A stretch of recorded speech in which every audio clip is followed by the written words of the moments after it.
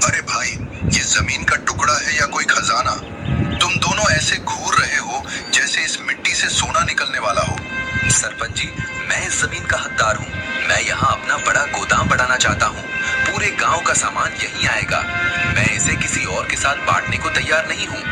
सरपंच जी, मैं तो बस एक छोटा सा ढाबा खोलना चाहता हूँ। मेहनत करूंगा और लोगों को अच्छा खाना खिलाऊंगा। मुझे बस एक छोटा सा मौका दे दीजिए।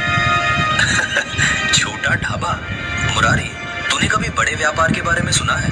तू तो बस रोटियां सेकना जानता है। सरपंच जी, इस जमीन पर गोदाम होगा तो गांव का नाम होगा, वरना मुरारी की कढ़ाई की आवाज से सिर्फ शोर होगा। बात तो लीला सही कह रहा है। गोदाम मतलब पैसा, पैसा मतलब रसूख। लेकिन मुरारी, तेरी मासूमियत भी कुछ कह रही है। वैसे भी फैसला करना मेरे लिए कितना मुश्किल काम है। मुझे तो लगता है कि इस जमीन को अभी खाली ही रहने देना चाहिए, ताकि जब तक तुम दोनों लड़ो, मैं मजे से अपना ढाबा चलाऊं। सरपंच जी, आप मजाक मत कीजिए। फैसला कीजिए कि जमीन किसे मिलेगी। रुको, मुझे कुछ याद आया। मुरारी, तेरे स्वर्गीय पिता, हाँ वही जो बहुत ईमानदार थे, एक बार उन्होंने मुझसे कान पकड़कर कहा था कि सरपंच जी, एक दिन ये जमीन मुरारी के काम आनी चाहिए, ताकि वो अपना ढाबा खोल सके। उन्होंने यहाँ तक कहा था कि अगर तुमने मुरारी को ये जमीन नहीं दी तो मेरी आत्मा आएगी और तुम्हारी नींद हराम कर देगी। आत्मा? क्या बकवास है ये?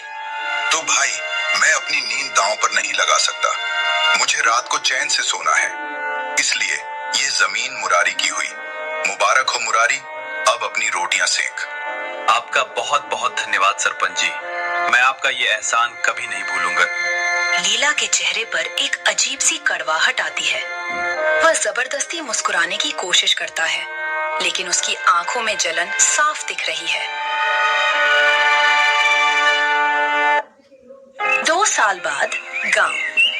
चारों तरफ हरियाली है, लेकिन इस बार गर्मी ने कहर मचा रखा है। लू के थपेड़े चल रहे हैं और धूल भरी सड़कों पर सन्नाटा है। गांव के बीचों बीच एक छोटी सी चाय की टपरी है, जहां गांव के लोग इकट्ठा होकर दुनिया भर की बातें करते हैं। 3 ग्रामीण, काका, सुक्खू और धनीराम, चाय की चुस्कियां ले रहे हैं। सबके चेहरे पसीने से तरबतर हैं। भाई, इस बार तो सूरज देवता ने कसम खा ली है कि गांव को तंदूर बनाकर ही छोड़ेंगे। ऐसा लग रहा है जैसे आसमान से आग बरस रही हो। तंदूर की बात मत कर सुक्खू। सरपंच के ढाबे पर जा, वहां एसी लगा है। ठंडक इतनी है कि आदमी अंदर जाए तो उसे लगे कि वह शिमला पहुंच गया है। अरे भाई, एसी तो है, लेकिन वहाँ के खाने का स्वाद, कसम से वहाँ का खाना खाना किसी सजा से कम नहीं है। पनीर मांगो तो ऐसा लगता है जैसे रबर चबा रहे हो। सही कहा काका। मैं तो वहां खाने नहीं चाहता, मैं तो बस एसी की हवा खाने चाहता हूँ। और जब बिल आता है तो धीरे से खिसक लेता हूँ। वैसे सुना है मुरारी ने भी अपना ढाबा खोल लिया है, उसी खाली जमीन पर। मुरारी ने ढाबा खोल लिया? लेकिन भाई, इस तपती गर्मी में कौन उसके उस छोटे से छप्पर के नीचे बैठेगा? लोग सरपंच के एसी वाले ढाबे में जाएंगे, मुरारी के गर्म ढाबे में नहीं। मुरारी मेहनती है, स्वाद अगर अच्छा होगा तो लोग आएंगे। स्वाद अपनी जगह है काका, लेकिन गर्मी अपनी जगह। जब पसीना टपकेगा तो स्वाद कौन याद रखेगा? मुरारी बेचारा अपनी रोटियां खुद ही खाएगा। मुरारी अपनी पत्नी सुमित्रा के साथ बैठा है। घर छोटा है, लेकिन बहुत साफ सुथरा है। आज मुरारी के ढाबे का उद्घाटन है। आज आपका सपना पूरा हो रहा है। मुझे पूरा भरोसा है कि आपकी मेहनत रंग लाएगी। ये सब तुम्हारी हिम्मत की वजह से हुआ है भाग्यवान। तुमने हर कदम पर मेरा साथ दिया। अगर तुम न होती तो मैं कभी ये हिम्मत नहीं जुटा पाता। आप भी ना। बस अब ये बताइए कि सब तैयारी पूरी है? तैयारी तो पूरी है, लेकिन मन में एक बोझ है। सरपंच जी ने जमीन तो दे दी, लेकिन उसका कुछ पैसा अभी भी बाकी है। मुझे डर है कि कहीं वो इसे लेकर मुझे परेशान न करें। आप चिंता मत कीजिए, जैसे ही काम चलेगा हम उनका सारा हिसाब चुकता कर देंगे। आप बस अपने खाने के स्वाद पर ध्यान दीजिए। सरपंच अपने आलीशान ढाबे में बैठा है। चारों तरफ एसी की ठंडी हवा चल रही है। ग्राहक बैठे हैं, लेकिन माहौल तनावपूर्ण है। सरपंच अपने एक ग्राहक गजाधर से बहस कर रहा है। सरपंच जी, बस आज आधा पैसा ले लीजिए, बाकी कल पक्का दे दूंगा। इस समय तो मेरी जेब और गांव का सूखा कुआं दोनों बराबर पड़े हैं। अरे भाई, मैं क्या चैरिटी चला रहा हूँ? ये ढाबा है, कोई धर्मशाला नहीं। आधा पैसा? क्या मैं पनीर की सब्जी आधा पका कर लाया था, या एसी की हवा आधी ठंडी थी? पूरे पैसे निकालो, वरना बर्तन मांजने पड़ेंगे। गजाधर चुपचाप पैसे निकालता है और बड़बड़ाते हुए वहां से जाता है। तभी सरपंच की नजर एक आदमी पर पड़ती है जो पिछले 2 घंटे से सिर्फ 1 गिलास पानी पीकर बैठा है। ओए, तू यहाँ क्या कर रहा है? 2 घंटे हो गए तूने कुछ मंगाया नहीं और बस यहाँ बैठा एसी की हवा खा रहा है। क्या तुझे लगता है कि बिजली मुफ्त की है? जी, वो बस थोड़ा आराम कर रहा था। निकल यहाँ से, मेरा ढाबा है, कोई वेटिंग रूम नहीं। चल भाग यहाँ से।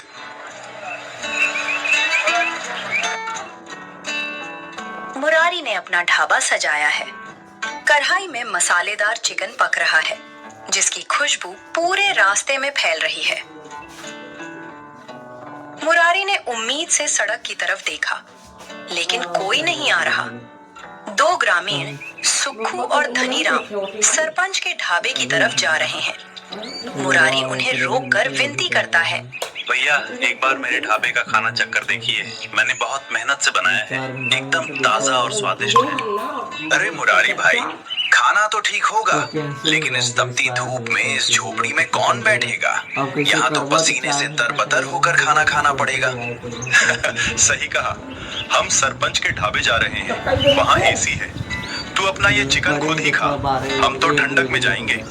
अरे भैया, एक बार मेरा खाना चक्कर तो देखिए, अगर आपको स्वाद अच्छा ना लगे तो मैं वादा करता हूँ दोबारा कभी अपने ढाबे पर आने के लिए नहीं कहूँगा। अरे मुरारी, हमें तेरे खाने पर शक नहीं है, शक तो इस गर्मी पर है। यहाँ बैठते ही आदमी सब्जी से पहले खुद पक जाएगा। बस एक बार बैठ जाइए, 2 कौर खाकर देखिए, फिर जो मन करे कहिएगा। खाना तो खा लेंगे मुरारी भैया, लेकिन जो खाने के बाद पसीने में भीग जाएंगे उसका क्या? अरे इतना भी बुरा हाल नहीं है, पेड़ की छाया है, हवा भी चल रही है। एक बार खाकर तो देखिए, खुशबू जीतती है या एसी? आज तो एसी जीत गया मुरारी भैया। लेकिन अगर तू इस गर्मी का कोई इलाज निकाल लाया तो सबसे पहले हम ही तेरे ग्राहक बनेंगे। दोनों हंसते हुए आगे बढ़ जाते हैं। मुरारी का चेहरा उतर जाता है। वह अपनी कढ़ाई की ओर देखता है और एक लंबी आह भरता है। तभी वहाँ गांव के सबसे बुजुर्ग काका आते हैं। अरे मुरारी, इतना उदास क्यों है? खुशबू तो ऐसी है कि मेरी भूख जग गई। काका, कोई नहीं आ रहा। सब कहते हैं कि यहाँ बहुत गर्मी है, लोग स्वाद नहीं ठंडक ढूंढ रहे हैं। देख भाई, सच तो ये है कि लोग सरपंच के पास खाने नहीं जाते, वे सिर्फ एसी के लिए जाते हैं। सरपंच का खाना तो सिर्फ पेट भरने के लिए है, लेकिन तेरा खाना रूह को सुकून देने वाला है। तो फिर मैं क्या करूँ काका? देख, तुझे एसी लगाने की जरूरत नहीं है, वो बहुत महंगा होगा। तू एक अच्छा सा कूलर ले आ, कूलर की हवा और तेरा ये स्वाद, फिर देख कैसे सरपंच के ढाबे की रौनक गायब होती है। काका, आपकी बात तो सही है, लेकिन कूलर खरीदने के लिए पैसे कहाँ से लाऊं? ढाबा खुला है पहले दिन और अभी तक एक भी ग्राहक नहीं आया। अरे ओ भोले आदमी, धंधे में शुरुआत में थोड़ा खर्च तो करना ही पड़ता है। खेत में बीज डाले बिना फसल कहाँ उगती है? मुरारी की आंखों में फिर से उम्मीद जागती है।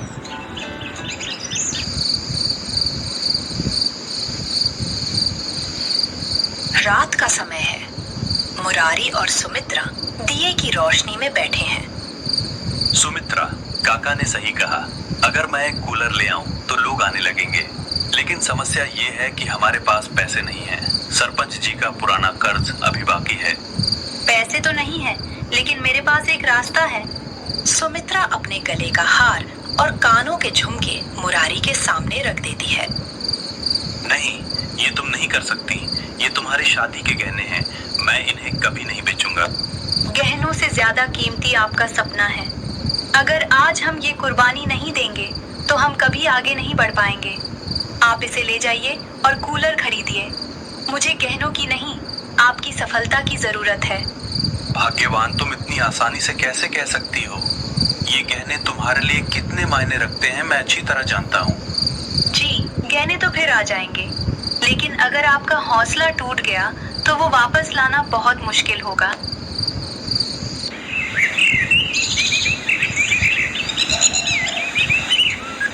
खरीद कर लाता है और उसे अपने ढाबे में लगाता है। कूलर चलते ही ठंडी हवा के झोंके आने लगते हैं। गांव के कुछ लोग इसे देखने आते हैं। अरे, मुरारी ने कूलर लगा लिया। अब तो यहाँ बैठने में मजा आएगा। कूलर तो लगा लिया, लेकिन क्या खाना अब भी वैसा ही है? मुरारी मुस्कुराता है और उन्हें गर्मा गर्म पराठे और लस्सी देता है। जैसे ही वे खाना खाते हैं, उनके चेहरे बदल जाते हैं। भाई, ये तो कमाल है। सरपंच के यहाँ तो पनीर के नाम पर आलू खिलाते हैं। कल मैंने पनीर मंगाया था तो उन्होंने आलू को पनीर बताकर पेश कर दिया। अरे भैया, मैंने तो पहले ही कहा था, एक बार खाना चख कर देख लीजिए। अगर स्वाद पसंद ना आए तो पैसे मत दीजिएगा। नहीं मुरारी, अब तो हम मान गए। ठंडी हवा भी है और खाना भी बढ़िया है। ऐसा मजा तो कई दिनों से नहीं आया।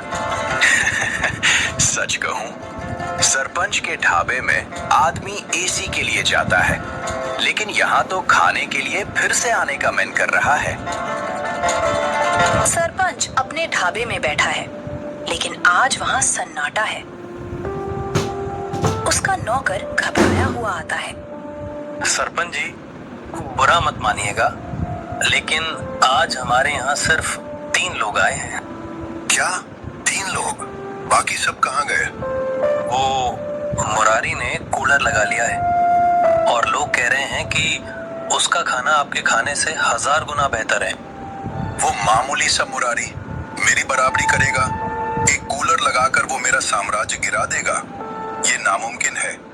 सरपंच जी, सच तो ये है कि आपके खाने में अब वो स्वाद नहीं रहा, बस एसी की हवा बची है। सरपंच नौकर की तरफ गुस्से से देखता है और उसे जोर से डांटता है। चुप कर, तू मुझे सिखाएगा? देख लेना, मैं उस मुरारी का घमंड तोड़ कर रख दूंगा। अगले कुछ दिनों में मुरारी का ढाबा गांव का सबसे लोकप्रिय स्थान बन जाता है। दोपहर की चिलचिलाती गर्मी में भी लोग वहां ठंडी हवा और स्वादिष्ट खाने का आनंद लेते हैं। मुरारी भाई, सच में तुमने कमाल कर दिया। अब हमें सरपंच के उस घमंडी ढाबे पर जाने की जरूरत नहीं है। यहाँ सुकून भी है और स्वाद भी। ये सब आप लोगों के प्यार की वजह से है। सरपंच अब बर्दाश्त नहीं कर पा रहा है। वह गुस्से में लाल पीला होकर मुरारी के ढाबे पर पहुंचता है। वहां बहुत भीड़ है। सरपंच चिल्लाकर सबका ध्यान अपनी ओर खींचता है। बहुत बड़ा आदमी बन गया है ना तू। कूलर लगा लिया, भीड़ जमा कर ली, लेकिन याद रख, ये जमीन मेरी है। तूने अभी तक मेरा पूरा पैसा नहीं चुकाया है। मुझे मेरा बाकी पैसा अभी और इसी वक्त चाहिए। सरपंच जी, मैं चुका रहा हूँ, बस थोड़ा समय और दे दीजिए। अगले महीने तक सब खत्म हो जाएगा। अगला महीना? मैं कोई बैंक नहीं हूँ। अगर तूने जल्द पैसा नहीं दिया तो मैं तेरी ये दुकान बंद करवा दूंगा। और सुन, अगर तूने मेरी बात नहीं मानी तो मैं तेरा ये कूलर भी छीन लूंगा। सरपंच जी, आपने ही मुझे ये मौका दिया था। मैं आपकी एक एक पाई लौटाऊंगा, लेकिन अभी ढाबा ठीक से चलना शुरू हुआ है। अगर आप थोड़ा और समय दे दें तो मैं वादा करता हूँ कि आपको शिकायत का मौका नहीं मिलेगा। मुरारी, वादों से मेरा हिसाब नहीं चलता। मैं आखिरी बार कह रहा हूँ, जल्दी से मेरा पैसा चुका दे, नहीं तो जिस कूलर की हवा खाकर लोग तेरे ढाबे में आ रहे हैं, वही कूलर एक दिन यहाँ से गायब मिलेगा और तब पछताने के अलावा तेरे पास कुछ नहीं बचेगा। गांव वाले चुपचाप ये सब देख रहे हैं। मुरारी का सिर झुक जाता है। सरपंच एक अहंकारी हंसी हंसता है और वहां से चला जाता है। सुमित्रा, मुझे डर लग रहा है। सरपंच जी बहुत ताकतवर हैं।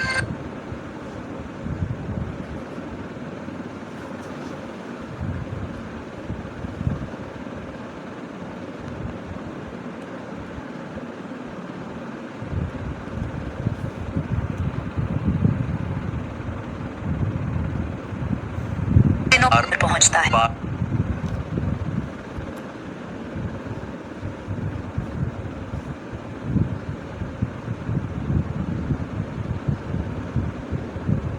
दिनों बाद उनका गुस्सा भी शांत हो जाए।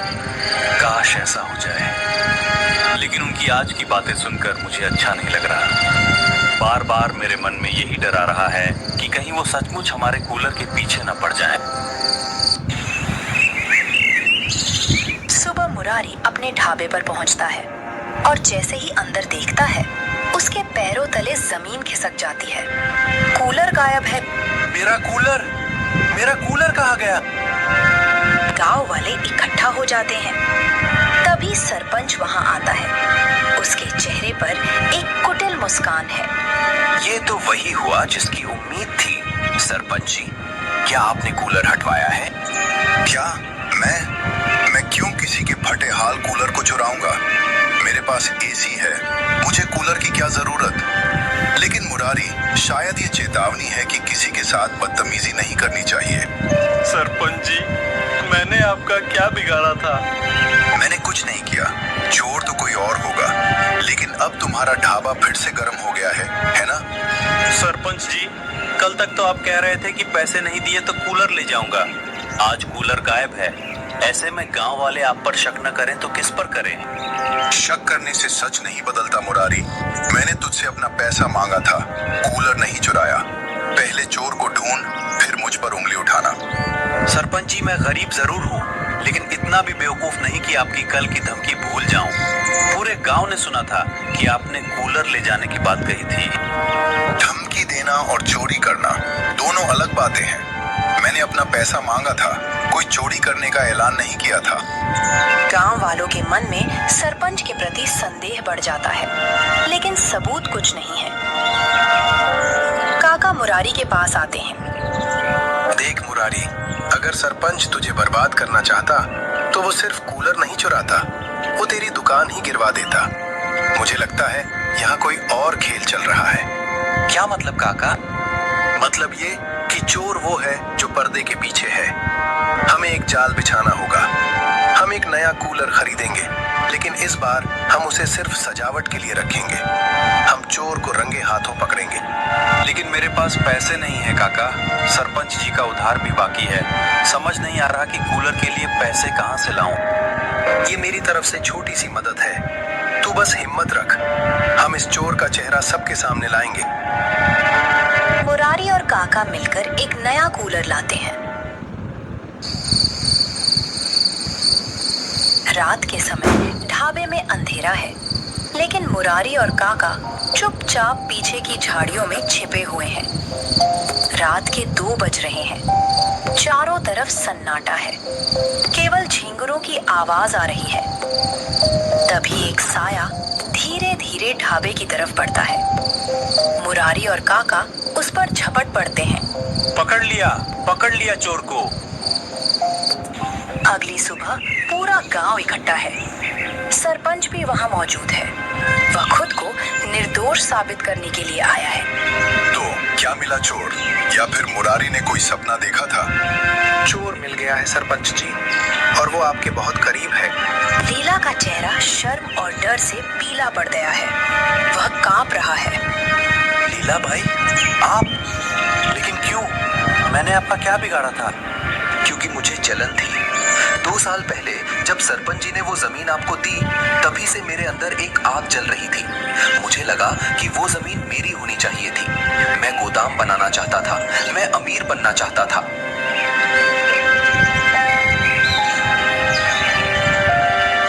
लेकिन आप सफल होते गए, लोग आपके खाने की तारीफ करने लगे। जब मैंने देखा कि एक छोटा सा कूलर आपकी किस्मत बदल सकता है, तो मैंने सोचा कि अगर मैं वो कूलर हटा दूं तो आप फिर से गिर जाएंगे। मुझे लगा कि आपकी हार में ही मेरी जीत है। सरपंच का चेहरा उतर जाता है, क्योंकि उसे लगा था कि वह मुख्य विलन है, लेकिन असली खेल तो लीला खेल रहा था। अरे ओ लीला, तूने तो मुझे भी बेवकूफ बना दिया। मैं तो सोच रहा था कि मैं ही सबको डरा रहा हूँ, पर तू तो मुझसे बड़ा खिलाड़ी निकला। मुझे माफ कर दीजिए मुरारी भाई, जलन ने मेरी बुद्धि भ्रष्ट कर दी थी। मैं मैंने आपके साथ बहुत बुरा किया।